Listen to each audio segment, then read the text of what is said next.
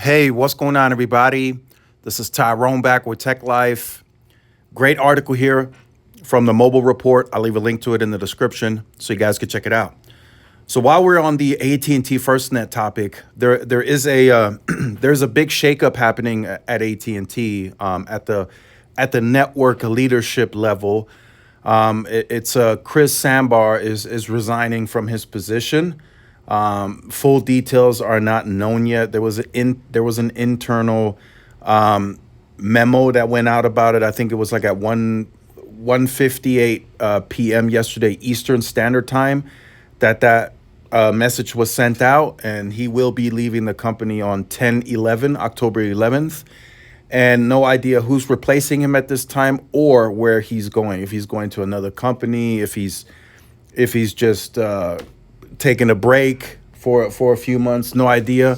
And I don't know if we'll get those details publicly. His position is a big position internally. He did run FirstNet prior to running the overall commercial network, or being in charge of it at least. So he wasn't really in the public much, like in terms of interviews and conferences. He did some of them, but not a lot. It's been mostly Stanky and Miguel Fresh and Jen Robertson that are more of the face of the company publicly. So we might see maybe a Fierce Network or Light Reading article, but that's really about it. And if we even get those, right, we might not even get them. Remains to be seen. But I did see the official internal memo that went out. It was an internal email. It was listed all employees, so every employee of AT&T saw it, and it's Chris Sambar leaving the company on 10/11.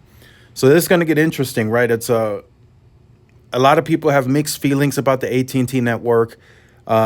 They are headed in the right direction. I will say that they are headed in the right direction, but there were a lot of management decisions during LTE, right? 2014, 15, 16, 17, 18, that didn't allow for the network to thrive.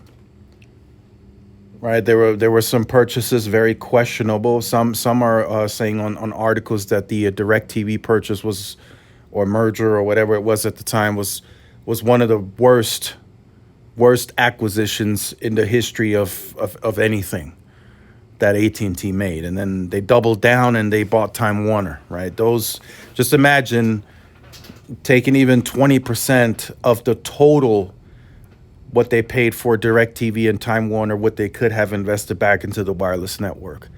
So there, at the time, that leadership, right, Randall Stevenson and everyone else involved, I think Donovan was his name. He was in charge of the network at the time. They just weren't on the same sheet of music. They were butting heads a lot, and it just, the AT&T network just didn't go in the proper direction it needed to go. It was not, at that time, it was just not a pure wireless play anymore. It was more of a, how can we generate more revenue? So then they were already investing in fiber. They were doing Uverse. Then they started doing TV, very heavy TV. At that time, based on how the capital was allocated and where the free cash flow was going, they were 100% prioritizing TV, which is crazy at that time, right? Even with fiber being deployed and having wireless, they were 100% focused on TV. Now that's not the case anymore. Now they're investing and spending their capital allocation on fiber and wireless. More fiber today than wireless, but the network suffered because of it, right? They had big plans. I'm telling you, 2015, huge densification efforts were in the planning, got shut down. It got shut down because of the media purchases, right? 2015, 2016, I still have permits of site densification from a macro level. That would have gotten them to where Verizon and T-Mobile are today, plus the small cells that got canceled in 2017. So now they're making up for that, but it's taken time. It's taken a lot longer. If they would have started this when they originally put in for it, today the network would be double or triple the density than it is today. But now they're starting late, so now 2025, 6, 27, they have to fill in little by little by little, because now it's going to take time to gain approval. It's going to take time to build, because now Verizon and T-Mobile are also busy. So you only have so many tower climbers and crews to go around. So keep that in mind, right? But a big shakeup at AT&T. Who knows who's going to replace Chris Sandbar? No idea at this point. Could be they could go external. They could go internal. It just depends. But I'll keep you guys in the loop as soon as we know anything. Make sure you stay tuned to the channel. Like, share, subscribe. Follow my social media outlets. This is Tyrone with Tech Life, and I'll see y'all in the next one. Peace.